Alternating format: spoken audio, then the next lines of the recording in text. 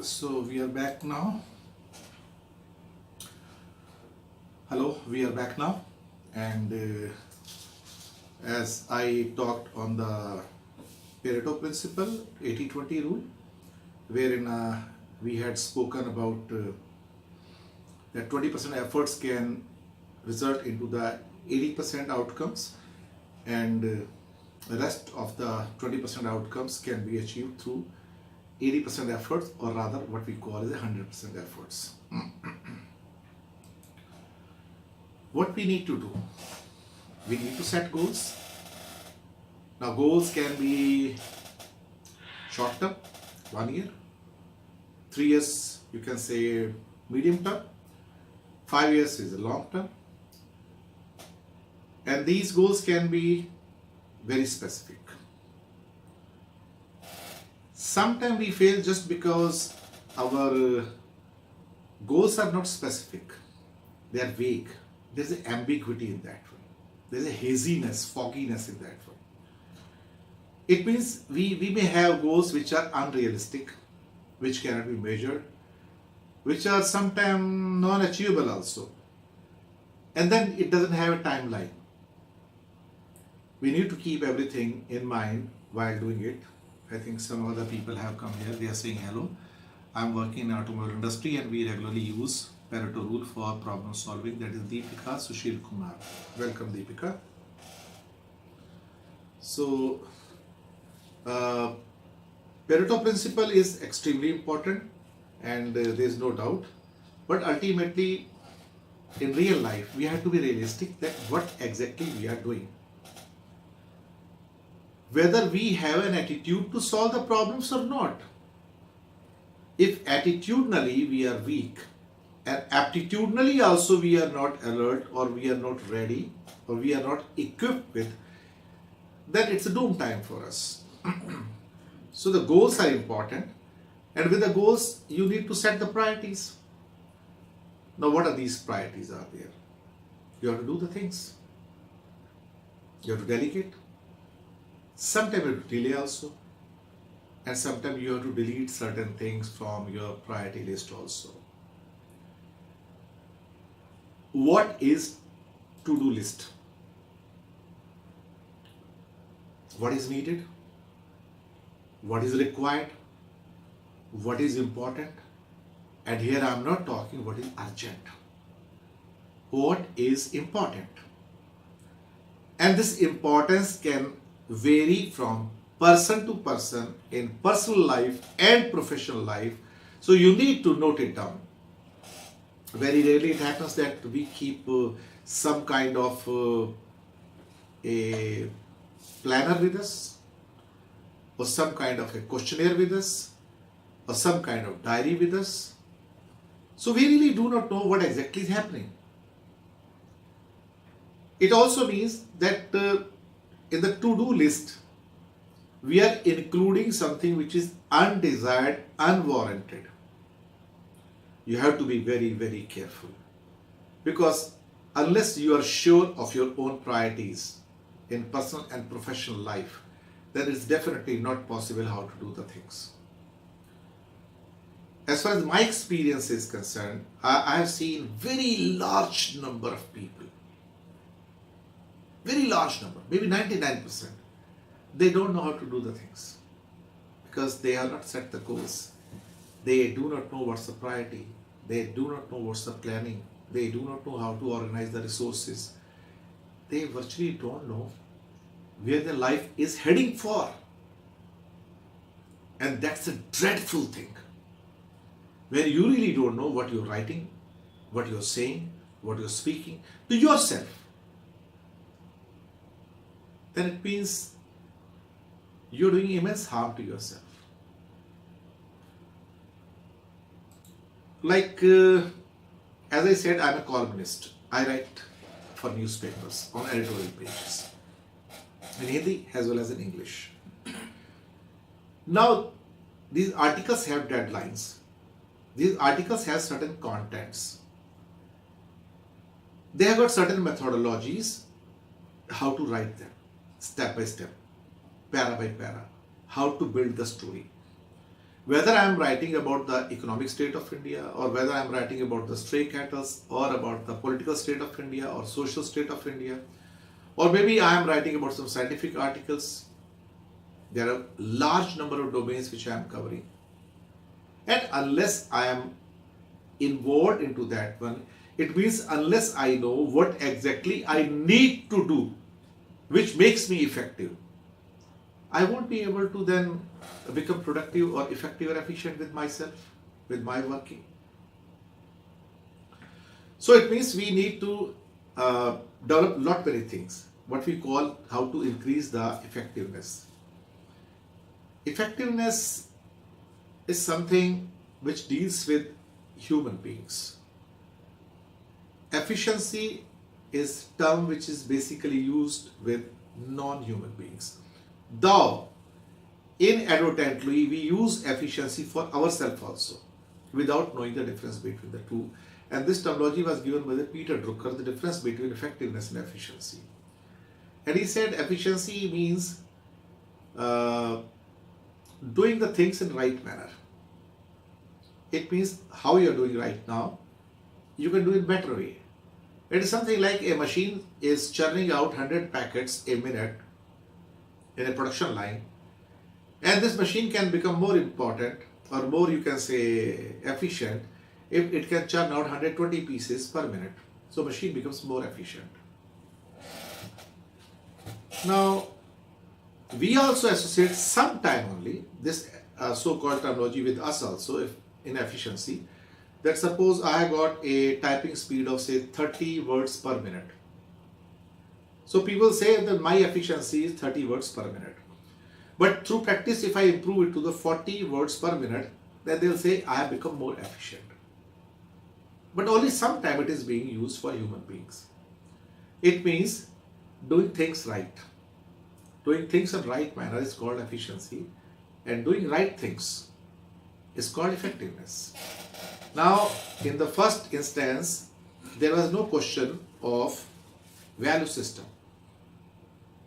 Here I am not thinking of value system, whether values come in between or not. But when I am talking about effectiveness, the value system comes into picture. It says doing right things. When I say doing right things means objective right, the truthful things, the things which are good in the nature, not bad in the nature, the things which are acknowledged and accepted by society. Doing right means which is value based. Like, I do speak the truth. Is it doing the right thing? Yes, doing the right thing.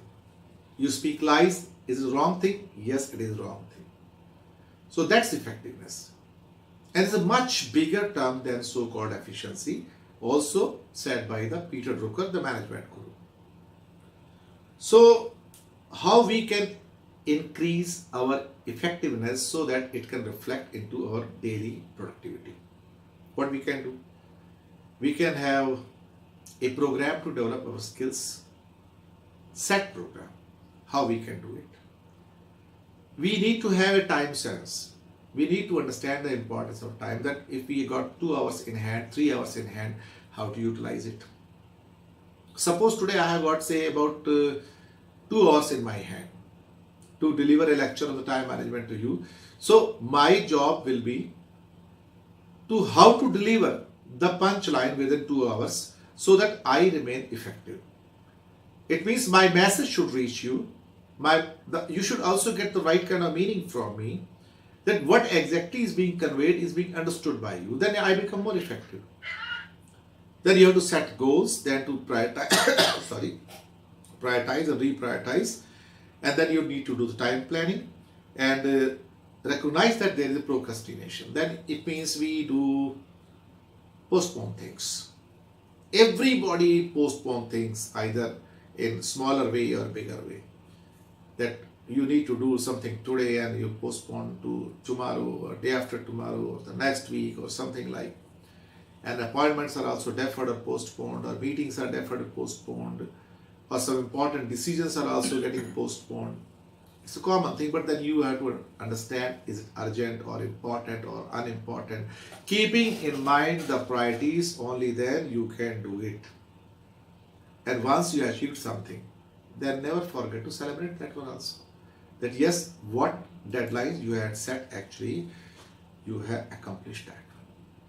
So organization and prioritization, यानी कि organize and how to prioritize becomes the prime factors, and it comes through, as I told you, through the to-do list. I don't know how many of you have ever made a to-do list. I don't know how many of you have ever put in the goals in writing, because goals have to be put in writing. It is never oral. You have to open your note sheets and write there the short-term goals and medium-term goals and long-term goals, what exactly you want to achieve. And unless you do this justice to yourself, it is not possible that you achieve your goals then. It means you are planning for future. Planning for future is something, again, the future challenges are there, which I explained to you where I was talking about artificial intelligence and emotional intelligence also. And then also talked about the technology and the tools that we have the mails, we have the calendar management, we have the task management, and we have telephones, and we have not many things basically which can be used, which can help us to manage our time in a way that we become more productive, more effective in nature. How many times we are getting the spam mails and fake mails and mails which are not required? They are asking for the PPT link. Please give it. So you're going to get it now. Okay, don't worry. So it's here. So these so-called the calls or mails or so-called interruptions or visitors, you all need to handle them in a way that your own productivity, your own time in office or at home is not wasted. So these technology and tools basically can help you to basically sharpen your saw, to do something in a much better way, because doing the things in a clumsy manner and disorganized way is not going to help in any way actually.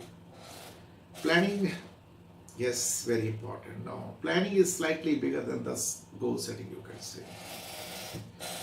It's a kind of a mental framework which gets translated into the reality later on.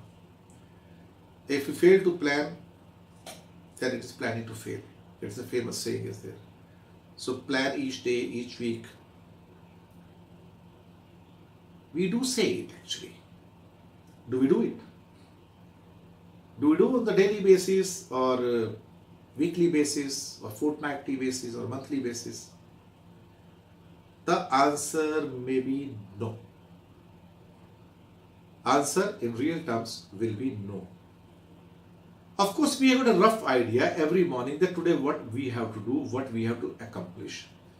You have got a rough idea the morning at 9:30 I have to reach there and I have got an important meeting, I have to meet this person, or I have to meet that person, or I have to attend that meeting. Sorry, my throat is very bad, please bear with me. Or maybe some other assignments, some other task on daily basis. And sometime you put it on the calendar also. I also do it. I have got a planner with me, and every day I just look for it, that what exactly lies in store for me. Which are the lectures which are lined up, so dates are fixed, the timings are fixed, what time I am going to leave for that lecture, where exactly is there, whether it's in Mumbai or it's an outstation somewhere, then how do I do a program and reprogram myself for that, and how to do the preparations, what is required. So a basic, you can say, requirement has to be fulfilled, and that planning do help me to speak to the people or deliver the results in an efficient manner, an effective manner. What planning actually does to me or to everyone, in simple words, it de-stresses me. It tells me that on so and so date at so and so time, if some time frame or slot has been given to somebody, I cannot allocate to somebody else. That saves me from any kind of stress. So I remain de-stressed, like I'm talking to you now. So I knew this program in advance. I had my own preparations, whether PPT or something else or questionnaire. I started early from my home, keeping in mind that there will be huge traffic. So that is the time management. Mumbai being a pretty crowded city, and sometimes to travel a distance of 10 kilometers, you have to spend 2 hours.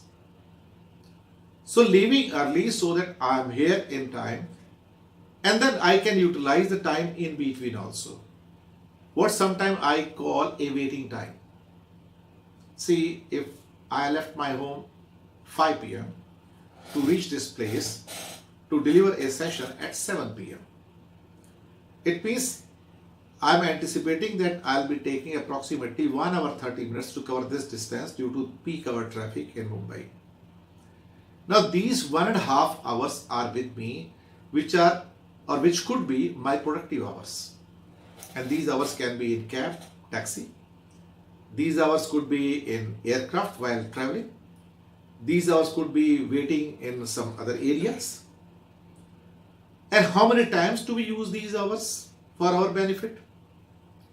During the air travels, I have seen many people who are going on the long flights, so say European sector, Australian sector or somewhere else, they carry some reading contents with them, whether it's a book or something, files, or these days of course they have got the iPads and other things also.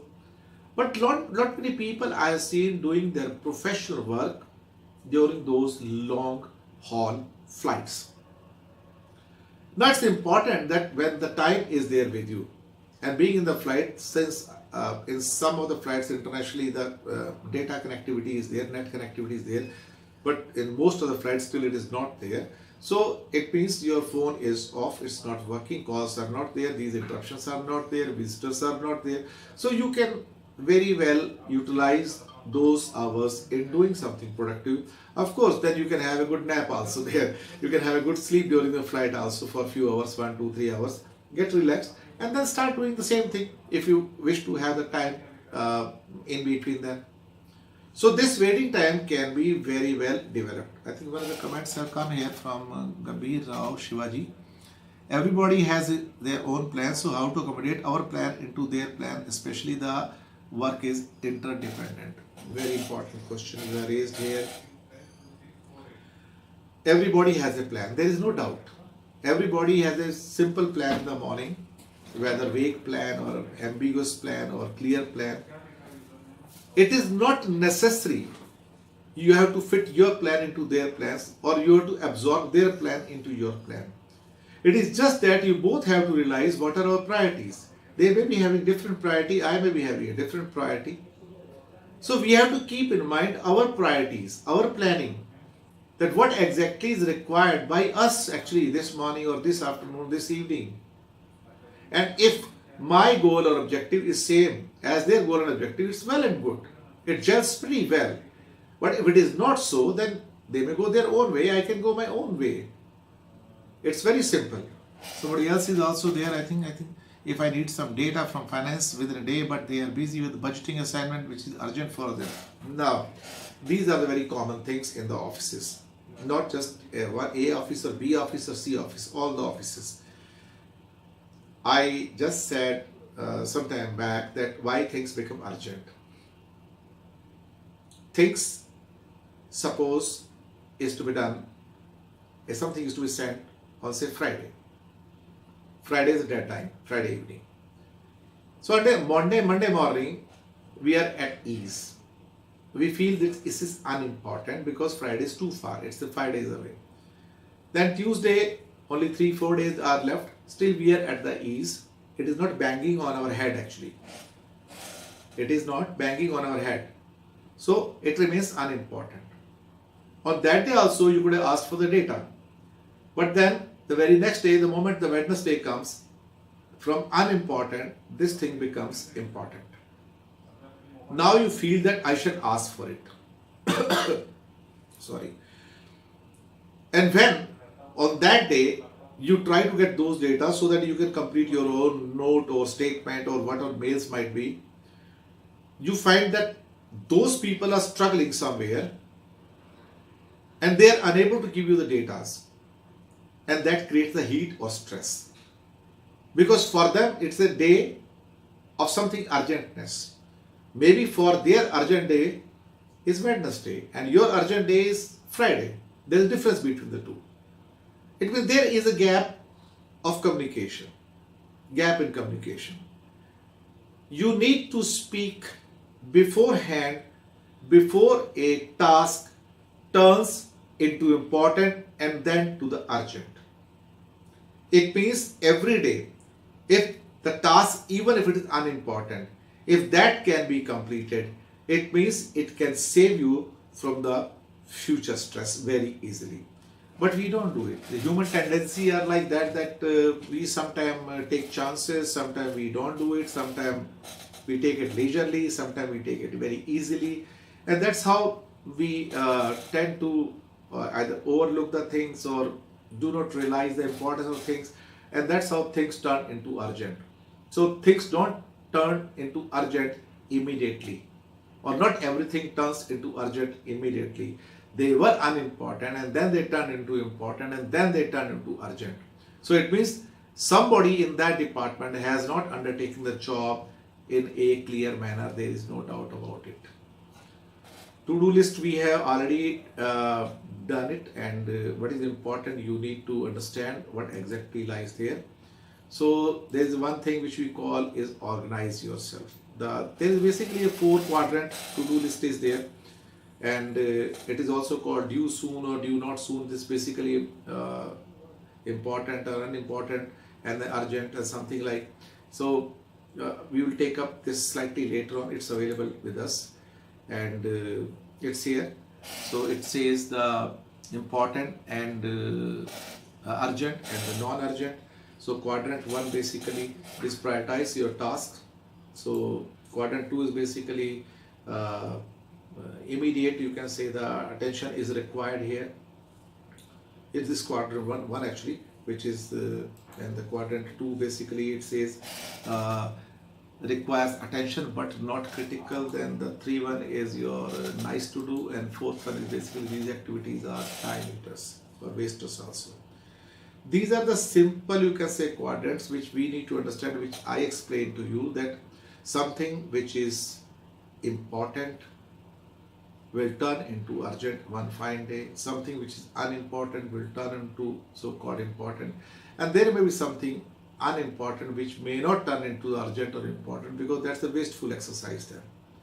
So that can easily be organized in this manner. Organization of a lot of things are there, planning with the computers or technology, the paperwork, which is what we call basically is the clutter is there almost to a lot of working tables which I have come across through my experience, and when we ask for the important data or the papers or the letters, it is not available because somebody is not organized. Now in office it may happen that there are say 10 people, and there is every likelihood that the 8 people may be organized but 2 people may not be organized properly. Reasons may be many. It might be a habit. So that habit percolates down from personal life to professional life. And what exactly happens there? That these 2 people later on become a burden for the people who are organized. So it means a good file system, as I explained that in the computers, there's a good file system is there. The folders are there, files are there, sub-files are there, and then sub-folders and whatnot. And then there is search also there. But when things are physical in the nature, then it becomes slightly clumsy. Then you do not know where you kept which paper. But in computer, it becomes far, far easier. So the principle says that once you have touched a paper once or organized in some folders or some files, it becomes much easier to locate that. I remember in olden times when there used to be a physical system of keeping the papers and files and folders, and they used to be just, you can say, kept in very organized manners on the shelf, the folder 1, 2, 3, 4, 5, 6 and what they are carrying with them. And sometimes we used to keep an index with us on the table, and this index used to have that paper 1, paper 2, paper 3, paper 4. And then sometimes we used to ask the peons there that in the folder 5 there is an important letter which was dated say 10th of June say 1982, so that is available there. You just take it out from that one, and then it is being taken out, or Xerox is also taken, then again put it back there. So that was the system, how the things were organized in the offices in those days. But now, since the introduction of computer systems and so-called enough, you can say, hard disks are available, so things can be well organized through scanning of papers or documents, or there is something which is called DMS right now, the document management system. Now, document management system is huge in the nature, and in the big organization it is being employed. This is also time-saving technique, basically a perfect thing for the time management. Large number of organizations which are huge ones and at middle level, they have got document management systems, and these document management systems in large organizations are also physical in the nature, as well as, you can say, digital in the nature. So digitally the forms, or you can say documents, are being kept, and physically also sometimes they are kept, because they may be required at certain level or certain time in that form by some government machinery or some sections or department. So that also becomes important as an evidence also. I have come across many such things in some of the government departments, wherein in exports and imports, the import documents and export documents are being now organized and reorganized in a document management system, DMS, and their physical form is kept in cartons and somewhere in a warehouse or something like, but they are kept for 5 years, and they are kept in a way that if digital system flops or collapses sometime, you tend to lose the things. And I have seen many times that in spite of having the good number of backups, sometimes the systems do collapse, and then we lose a huge, you can say, number of data which were available to us, and losses were there in that way also. So sometimes it is useful to do the things. I think one more thing is coming here.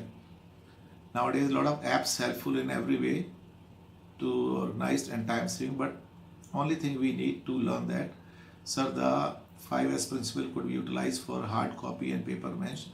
The Shivananda has spoken, and then the Deepa Shetty has also said all these things. So thank you very much for you.